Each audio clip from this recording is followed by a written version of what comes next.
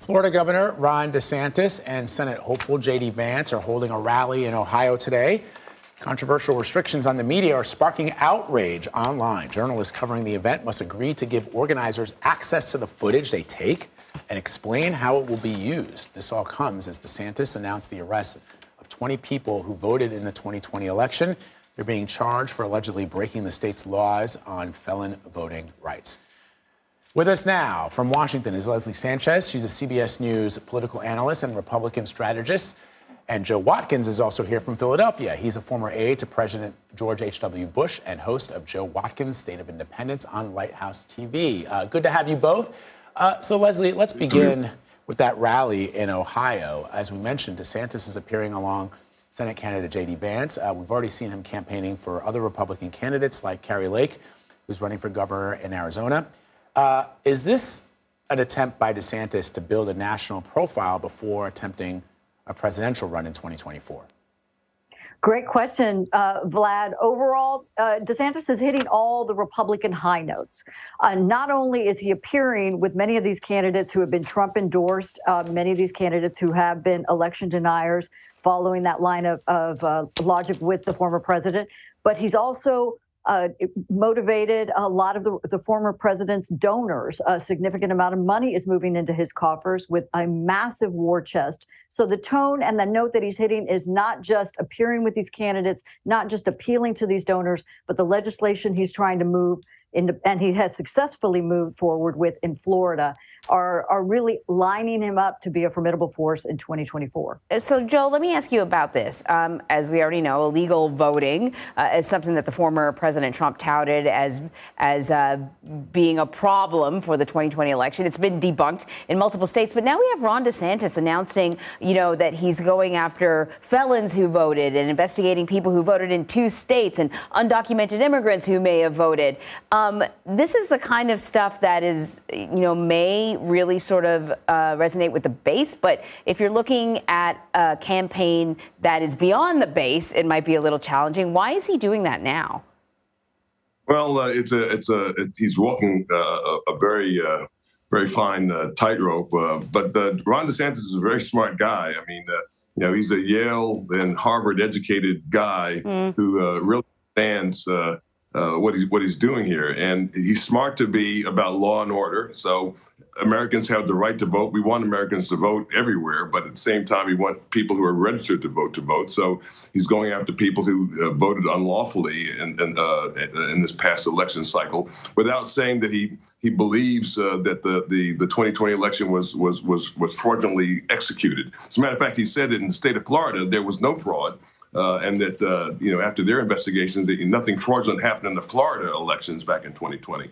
But this is a great way to mollify the base, to encourage other people who believe in the importance of law and order, that he's all about law and order. So it's a very smart move on his part. I see. I should point out, when he talked about the felons, it was 20 felons. Yeah. Nothing that was going to sway an election. That's right. Leslie, let me ask you a question, and you may know the answer to this better than me. Ron DeSantis I don't think I've ever heard him say that the 2020 election was rigged. I've never heard him say that Joe Biden is the illegitimate president of the United States, or that he's not the president of the United States. And you can correct me if I'm wrong on that. But yet he is supporting candidates who do use that kind of language. Why would he do that? Right. He's threading that needle very carefully in terms of J.D. Vance and Kari Lake and some of the candidates that we've talked about. He understands, I think, just to the previous point, it's a very strategic move. He is playing chess, not checkers in this game. He is showing himself at these huge turning point rallies with a lot of the Republican primary base, a lot of the activist base of former President Trump. He is raising the money there and getting his profile associated with these individuals. This is where the fight for the soul of the Republican Party is.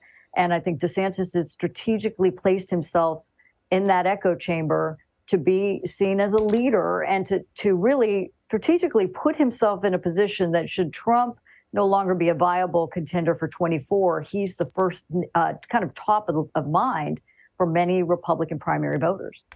So, Joe, the former president, President Trump, kind of began fundraising almost immediately after the FBI. So, I mean, he outed himself with the FBI search, right? And so his fundraising has surged to over $1 million in just the few days after the FBI search at his home. So I understand why the former president might do this, because clearly there's a lot of money to be raised.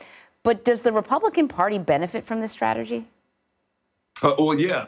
At the end of the day, any candidate would benefit from a strategy that says they're picking on me. You know, this is not fair. This is unfair. What they're doing to me. They're picking on me. And so President Trump's team was wise to pick this moment as a way to raise more money for his defense fund and for his political action committee going forward. And the RNC is smart as well to use this as a platform to raise money. Remember, political parties need to raise money constantly in order to support their candidates so they can win in the fall elections. And so this becomes a way to raise capital right now and to energize the base and givers to give money because of what many view as an unfair incursion by the FBI and the Justice Department, that is, the Justice Department at Mar-a-Lago. Leslie, what's your take on that? I completely agree. Again, it's this strategic place that's moving back and forth. And what's interesting about that, Vlad, is if you look at this big coalition of Trump donors who are also hedging their bets with DeSantis, this conversation we're having. Trump's taking advantage of that opportunity. People don't know, and they're hedging their bets which way the party leadership is going to go.